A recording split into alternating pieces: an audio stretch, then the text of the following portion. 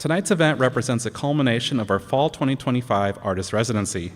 Each year, Town Hall selects exceptional local artists and scholars for paid residencies where they engage with Town Hall's programming team to develop original events for the community. I'm happy to announce that applications for our spring residency are now open, so if you feel like you have something to contribute to the conversation as Town Hall's next artist in residence, check out our website or pick up a flyer in our lobby to apply. Town Hall Seattle's Fall 2025 resident, Mikki Ulaszewski, is an artist, curator, and content creator currently based in Seattle. With a background in photography and graphic design, Mikki works in higher education as an associate director of communication while continuing to create art. Over the last several years, they've gained a following of 10,000 on TikTok. Mikki recently moved into puppet making and performing with their fuzzy friends. Credits include Queer Joy with the Washington Ensemble Theater and Fussy Cloud Puppet Slam Volume 28. From their initial application to this final presentation, Mikki has been an incredibly thoughtful and creative artist in residence. We're so excited not only for what they have in store for us tonight, but to watch the wonderful places their career is sure to go from here. Without further ado, Mikki Ulaszewski. Thank you.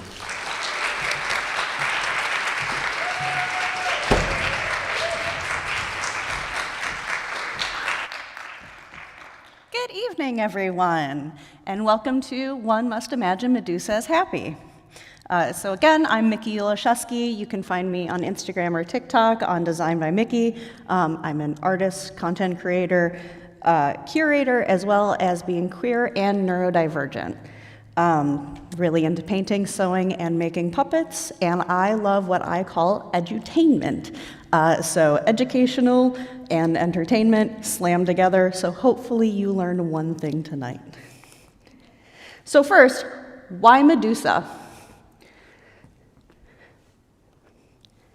We have to go back to 2020 when we were all stuck in our houses, and I decided to do a deep dive into learning more about feminism.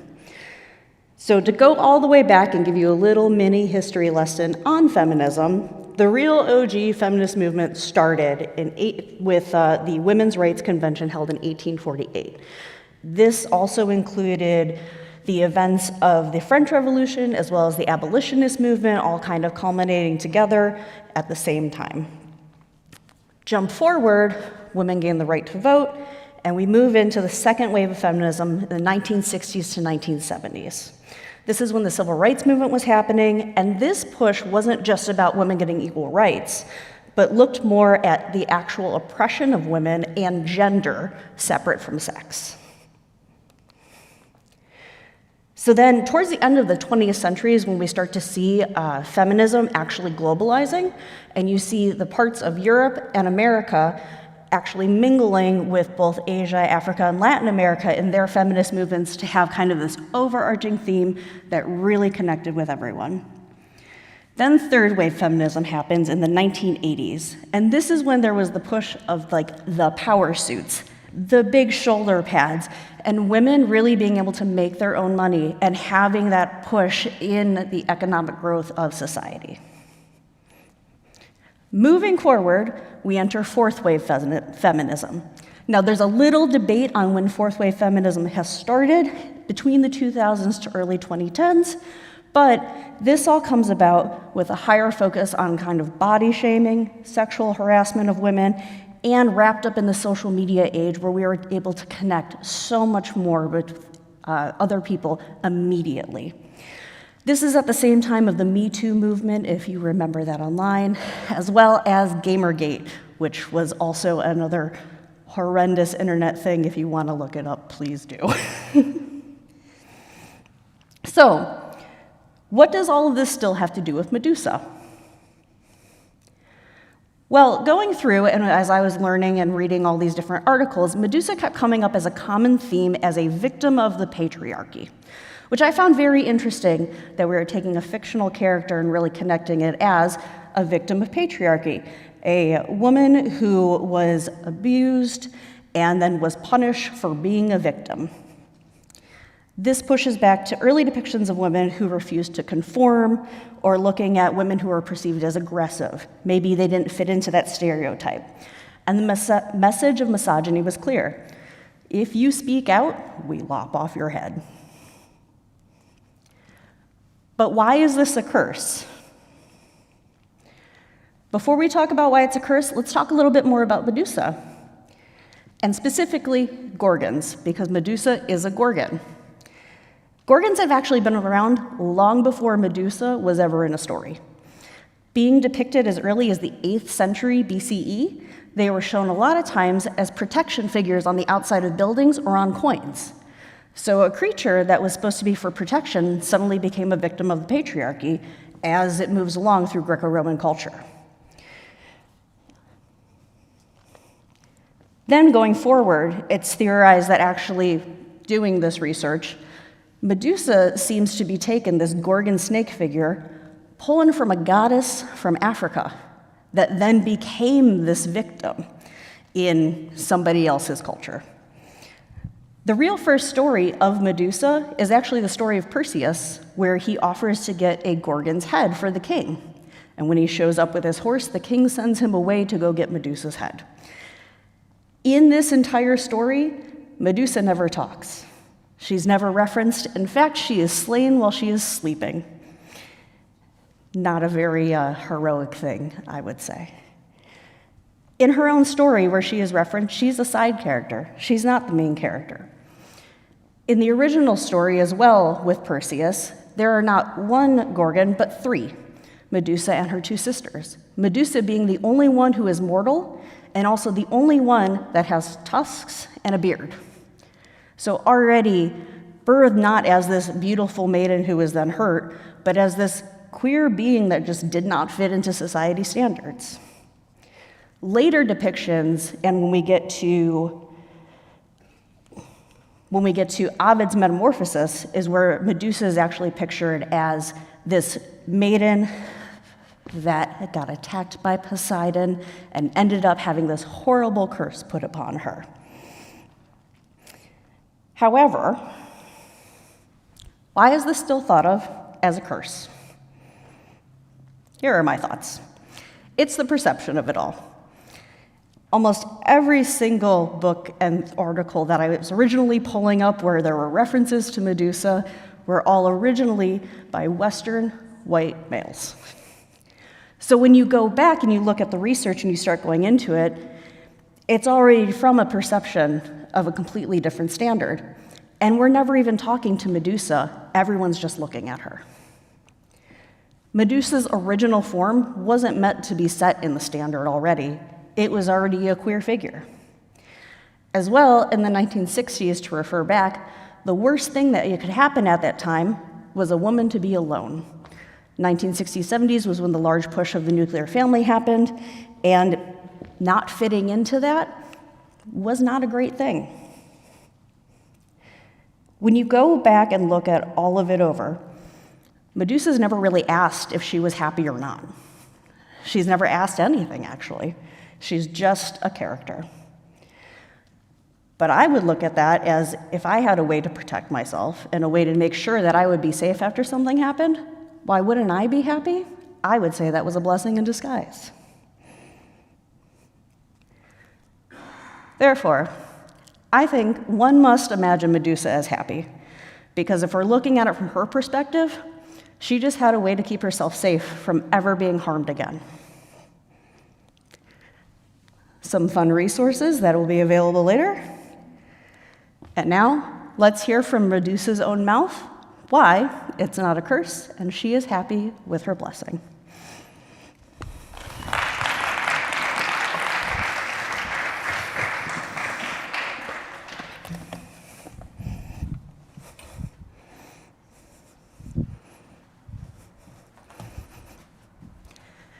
What's that off the port side?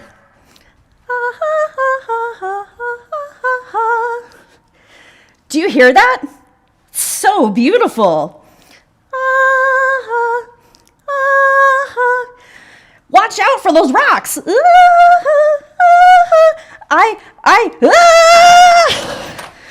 Oh God.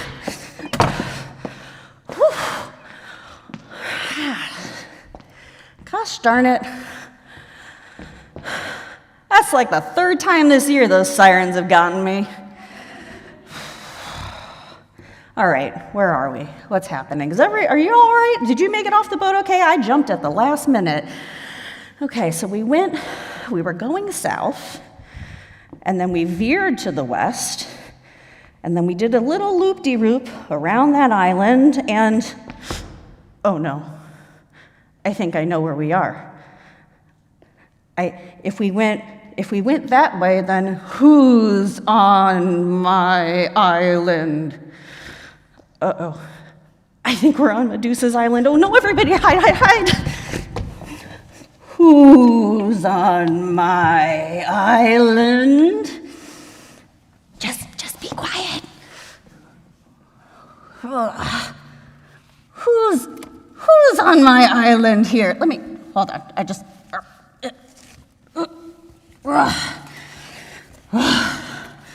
all right. Now who's on my island? No one's here. No one's on your island. I don't think no one talks. I fell off a boat, but who are you? I'm just a lonely satyr. I mean you no harm, and I certainly don't want to what? Be cursed? Cursed? Whatever do you mean, cursed? Well, you are cursed, aren't you? That's an opinion. I'm not sure why it's an opinion. You turn people into snakes. Well, maybe I don't think it's a curse at all. You don't? I don't. Sit around. Let me tell you the story of how I got this way and why I don't see it as a curse. A long time actually, I think there's a video for this. Roll the tape!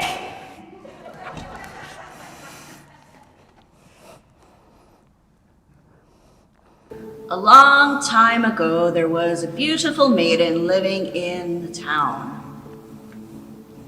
It's me, Medusa. I'm the beautiful maiden. And I spent my days at home helping my family and worshiping Athena, my goddess of choice.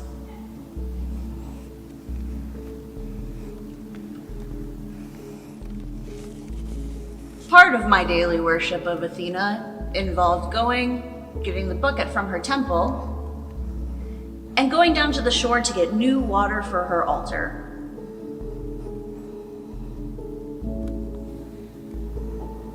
During these frequent visits down to the shore, I ended up catching the eye of another god.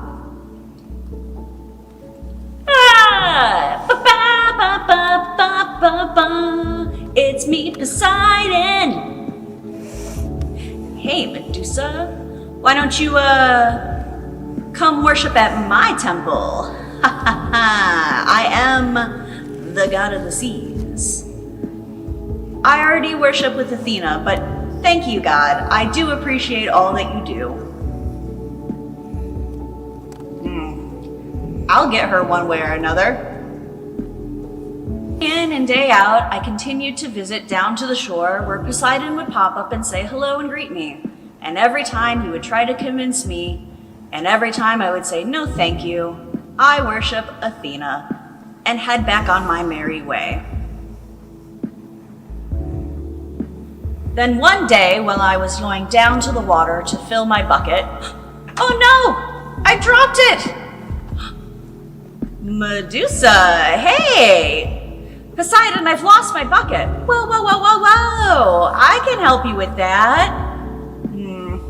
Doesn't come as a cost, does it? No. I'll just swoop down and get it for you. Hold on, I'll be right back. Okay. I don't know if I trust this or not. Gods are sneaky. They don't always mean what they say. Medusa, I've got your bucket right over here. I don't see it. No, it's just in the water. Here, come a little closer. Okay, just a little closer. Okay, it's right down there. Right down. Cooties!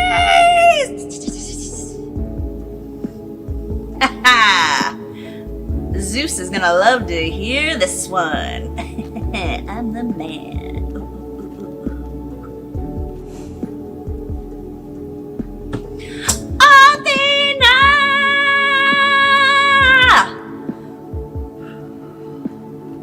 What is it, my dear? I, Athena, am here. What do you want? What do you need? Athena! Poseidon, he what? Smooch me on the cheek! Cooties! Well, this just won't do. I'll take care of that rapscallion. No. Athena, I don't want you to start a war amongst the gods just for me. Oh, my dear, do not worry. I won't be starting any sort of war. I'm gonna let you handle this one. How? Whapa! Ah! Magic ponytail. And just like that, when I arose, I'm green! You are, and beautiful, and you can protect yourself. What do you mean? Well, you didn't want me to start a war, so I gave the power to you. Any man that comes within too close a range, just one dead look in his eyes, and he turns to stone. He turns to stone? Actually, that doesn't sound too bad. But the townsfolk here may not like it. Well, we'll see how big of a problem it is. And thank you, Athena. This is what a gift. What a gift. I'm happy. You're welcome, dear child. Now go off. Enjoy your, well, whatever. And on that day, I finally felt safe, never to be harassed again. However, Athena was right. The townspeople did not enjoy my new power. Hey, Medusa, I just...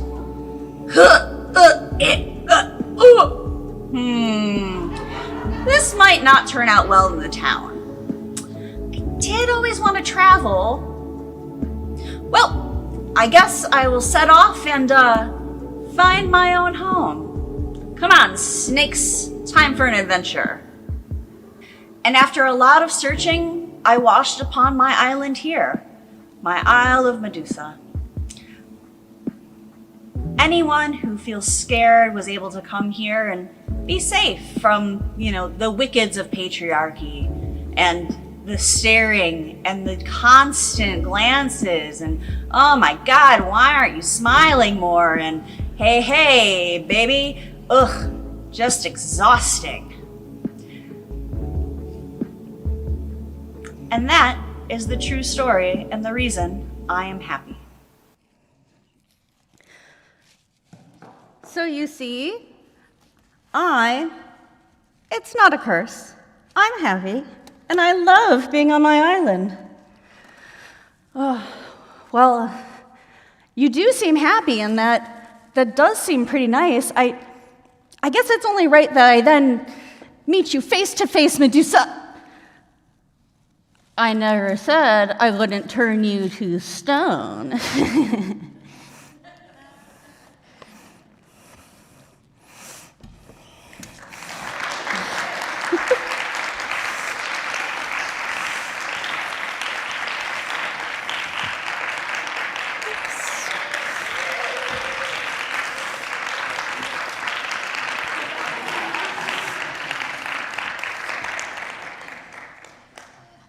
If anyone has any questions, feel free to ask.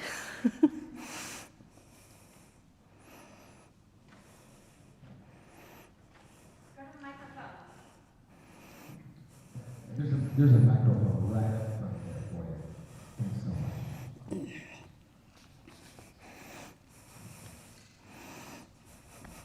Hi. I noticed your puppets in the lobby, that you had the hand puppets, but also finger puppets, like Yes. a smaller version of each one. Yes. I was waiting to see them appear, but then they didn't. Yes, so the finger puppets I made were actually the initial prototypes where I was trying to figure out kind of what the whole story was, the blocking with it, and how to move everything.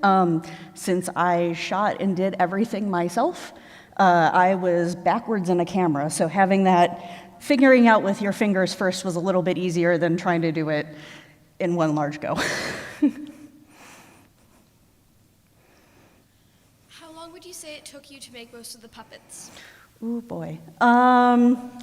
All combined together, probably about 2 weeks if I smashed all the hours together to make every single one of the hand puppets and the fully articulated Medusa.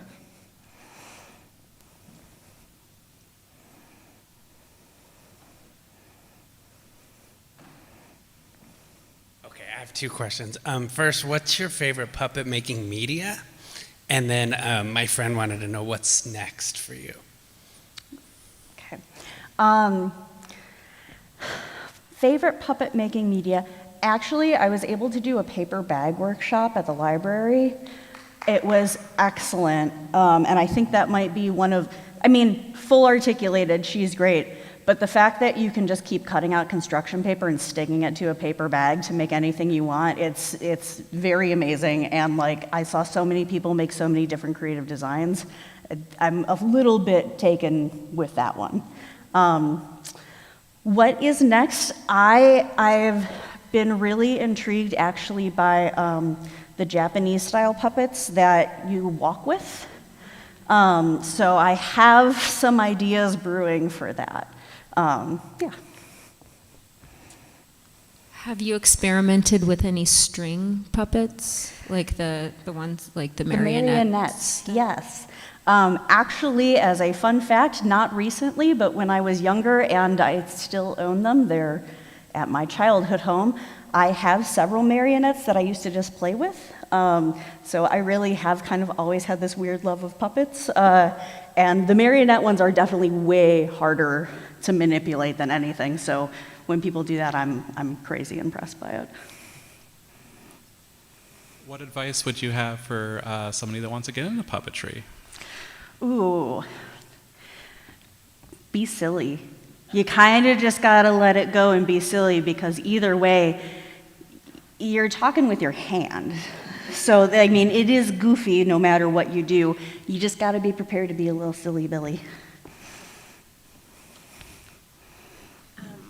I noticed that Athena was using her hair a lot to communicate. Was Yes. that intentional? And I loved how they played together with that. Yeah, so initially I did Athena in the little mini puppet form with kind of like this awesome head mask piece. And then once I started making her, I don't know why, just in my head, Athena became an 80s workout-like person. So the hair whipping just seemed like such a perfect way. And especially with hand puppets, because I was going specifically for the style of, if everyone remembers, the neighborhood of make-believe. The Mr. Rogers puppets, their faces actually don't move at all. All of the intention was done in the actual hand movement and how they moved around. So I thought that was a really great way to bring more life into that character of the sassiness and kind of the, I'm just gonna do whatever, with, her whole persona. Hello. Hello. I noticed that Medusa is alone, and I wonder if you can speak to your understanding of the connection between isolation and happiness. And does Medusa have any companions? Is there strict gender segregation? And what does that mean to you as a queer and non-binary person? Yeah, it's actually very interesting. That's been a topic that's recently been coming up more and more that I've seen is the the notion that women, and especially like a lot of queer folk, are finding that not having that male presence is actually more comforting. There's not the secondary kind of thought process with it. There's not a worry, there's not a fear, and taking in being alone is just okay. Like, there's not a need to have a partner, because platonic friendships can actually take a lot of that kind of intimacy that we're told only can be between a man and a woman. I think in addition, with looking at more kind of different structures of relationships, so kind of your platonic friends, but also like polycules and things, you're looking at kind of an evolution of relationships where we're looking more past the binary, and we're looking at what is possible, and also different people fulfill different things. Not everyone's gonna be great to go sit and just complain to. Some people just don't like it. Some people don't like when you cry a lot. Some people don't wanna be happy all the time. So like, there's a lot to be said with kind of that flux and change. To go back to Medusa, though, specifically, when the initial was her and her two sisters, it was her and her two sisters living on an island together, alone as the three of them, as kind of this trio partnership. And she being the only one that could turn people to stone, not because of the snakes, but because of how ugly, quote unquote, she was. Yeah, being the very kind of interesting look at that. So I think there's a lot to be said too about just being happy in your own solitude, whether amount of time that is. Sometimes it's good to just kind of take it in and settle and ground yourself. Did that kind of cover? Beautiful. I understand if the answer to this question is a simple no, but is there any phallic intent to the imagery of the rocks around here and the fact that Medusa peeks out between a part in the rocks, the only one that exists? You know, it's so funny, I don't mean to, but it almost always happens. I draw something and it looks rather phallic. So I noticed it in kind of the first one I did, and then just kind of ran with it as being the Isle of Medusa. So a little bit. I'm glad someone picked up on it.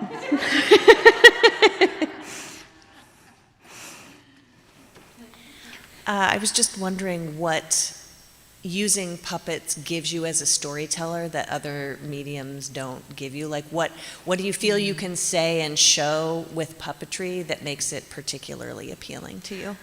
So for me, a lot more, I actually love puppetry specifically for like educational purposes, because you can take these really large, complex ideas and cram them down with like a funny face, and then you get a laugh out of it, but hopefully you've still learned something, you've still caught something.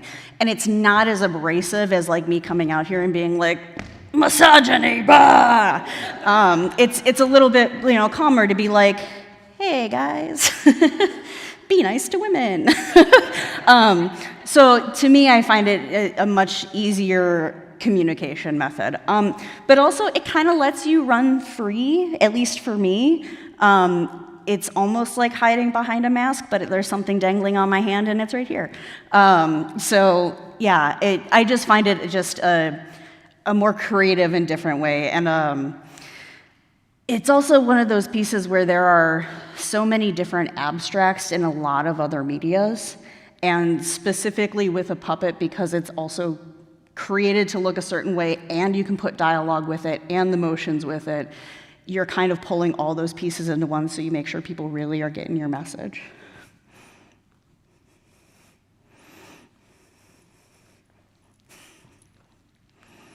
I thought of another question. Out of all your research, so obviously Medusa and Athena would hang out, but who of the other, like, I guess, like isolated women, charactypes, do you think would be her bestie? If, like, you know what I mean? Like, who would she hang out with, and choose maybe if she could control who she'd turn to stone? You know what I mean? So that's a good question. So funny enough, I actually don't think she would hang out with many of the other Greek gods. A lot of them do have a lot of kind of this connection to a secondary part. I mean, Hera is a great version of like her wrath, but Hera also is very Zeus-centered. She really has not decentered him from her life. In fact, she is the reason she attacks Zeus is the reason that she attacks most people. And in doing all that research, it's funny because there were several different books that really pointed to Medusa was the original witch. So it's kind of that woman that's alone on the fringes of society. You might, shove her off.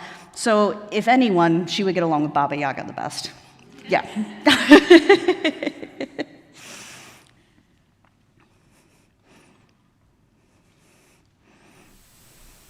Hello, thank you. So obviously the puppets are a core part of this whole thing, but also you are definitely dressed up almost like a minotaur or something. Was that like part of the intention for that, or like tell me more about Yes. So I am supposed to be a satyr that has fallen off a boat. That's the other one I was going to say. Yes. And I had a lovely fellow artist actually make my horns. And thought this was kind of a good way to approach to have a non-important character that would be in like the Medusa theme to have involvement without being like a man stomping up or another god, something like that. So I really kind of wanted to take this goofy, wacky character that just falls upon her island. Because, like, what else is she going to do? Sweet. Thank you. I do appreciate the hooved Yeah, shoes. my They're little great. hooved shoes. Yeah, thanks.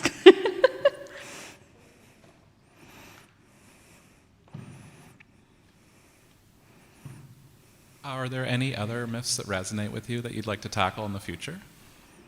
Say it one more time, sorry. Are there any other stories or myths that would that resonate with you that you might like to tackle in the future? Oh. I would actually, I think I would love to look at Sisyphus as one. That would be very interesting. I have a personal love for Persephone as well, since there are several different stories that kind of culminate to exactly her myth, not all of them aligning. But then also looking into other cultures' kind of mythology. I personally am kind of obsessed with Baba Yaga, so like that's where my brain goes. The witch in the woods that, if you don't know, Baba Yaga is a Eastern European Russian witch that lives in the woods inside a house on chicken feet that walks through the woods. So you cannot find Baba Yaga, but Baba Yaga can find you.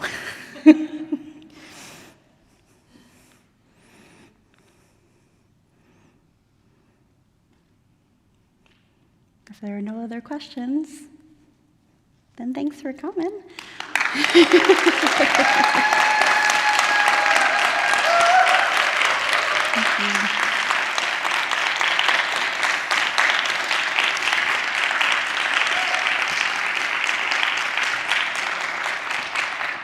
I do encourage everyone, if you haven't, go down, check out the puppets in the lobby. There's a whole little stage set up too. You're welcome to stick them on your hand and give them a little test out. It is a little bit harder than you would think, but yeah, please go try out puppets.